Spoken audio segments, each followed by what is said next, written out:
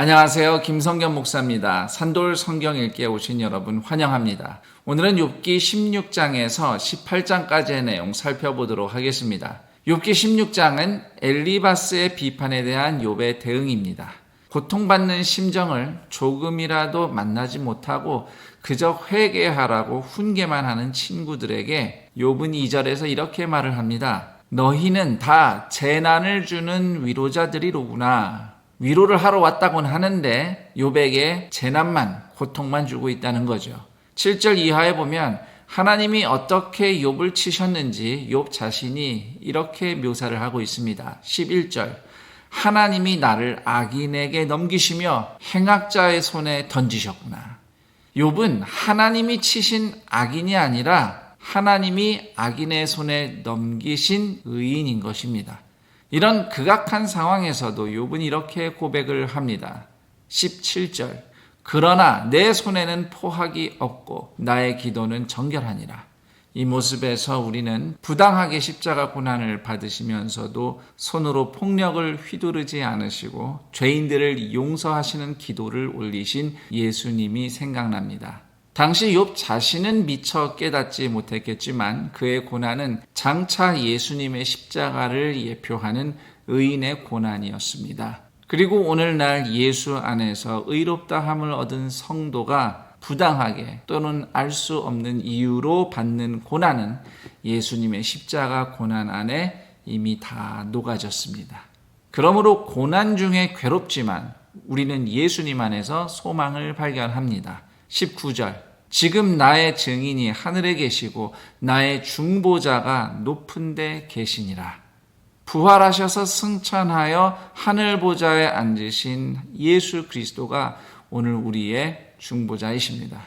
그 다음 17장에는 16장에 이어서 계속되는 욥의 한탄이 기록되어 있습니다. 여기서 마음에 와 닿는 구절 몇 가지만 살펴보겠습니다. 우선 3절 나의 손을 잡아줄 자가 누구리까? 고통당하는 자에게 필요한 것은 가르침이 아니라 손잡아주는 위로입니다. 긍휼과 위로가 없는 가르침에는 하나님의 지혜가 없습니다. 10절 너희는 모두 다시 올지니라 내가 너희 중에서 지혜자를 찾을 수 없느니라. 앞에서도 그랬지만 특히 6절 이하에서 욥이 자신의 고통스러운 신세를 한탄하는 말을 들어보면 흔히 영적으로 침체되었다 또는 시험에 빠졌다 판단받기 쉬운 상황입니다. 실제로 욥의 친구들은 욥을 그런 식으로 판단해서 욥의 믿음에 문제가 생겼다고 정죄를 하고 있지요. 그런데 우리도 욥의 친구들처럼 종종 누군가를 그런 식으로 재빨리 판단하곤 합니다. 그래서 10절을 읽으면서 고난 중에 침체된 사람에 대해 나는 얼마나 쉽게 비판을 하는가, 판단하는가. 나야말로 지혜가 없는 사람이구나. 우리 자신이 먼저 스스로 돌아봐야 할 것입니다. 8절 9절을 보시면 정직한 자는 이로 말미암아 놀라고 죄 없는 자는 경건하지 못한 자 때문에 분을 내나니 그러므로 의인은 그 길을 꾸준히 가고 손이 깨끗한 자는 점점 힘을 얻느니라 라는 구절이 있습니다. 은혜롭게 들리긴 한데 사실 히브리어 원문으로 보면 8절 9절은 도대체 무슨 얘기를 하려는지 그 뜻이 정확하게 번역되기 힘든 난해한 구절입니다. 그러나 10절에서 욥이 친구들의 긍휼 없는 가르침을 고발하는 내용과 연결해서 보면 9절이 얘기하는 의인이나 깨끗한 자에 대한 칭찬은 정말 문자 그대로 긍정적으로 칭찬하는 것이 아니라 스스로 의인의 자리에 앉아서 욥을 정죄하고 있는 욥의 친구들의 행태를 비꼬는 표현이라고 이해하면 되겠습니다. 이제 18장으로 가면 욥의 얘기를 들은 빌닷이 욥을 정신 나간 사람 취급하며 말하는 장면이 나옵니다. 4절 울분을 터뜨리며 자기 자신을 찢는 사람아 너 때문에 땅이 버림을 받겠느냐? 바위가 그 자리에서 옮겨지겠느냐?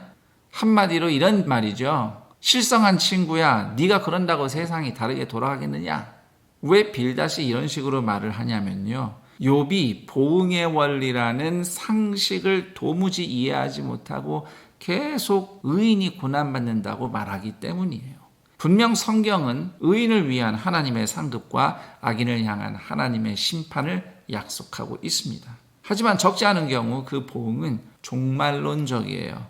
다시 말해서 죽음 이후 하나님의 심판대 앞에 섰을 때 성취될 보응이라는 거죠.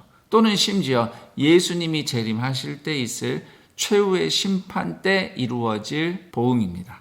그러나 빌닷이 5절 이하에서 말하는 보응의 원리는 이 땅에서 살아있는 동안 반드시 항상 작동하는 원리라는 것이죠. 그렇게 이제 빌닷이 주장을 하는 겁니다.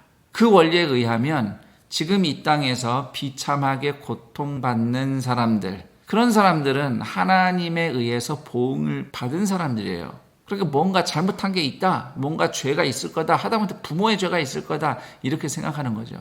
자, 이 보응의 원리가 분명히 중요하고 실제로 어느 정도 작동합니다. 하나님께서 보편적으로는 그 원리를 사용하시지만 과연 하나님이 그런 법칙 아래에서 기계적으로 행동하시느냐?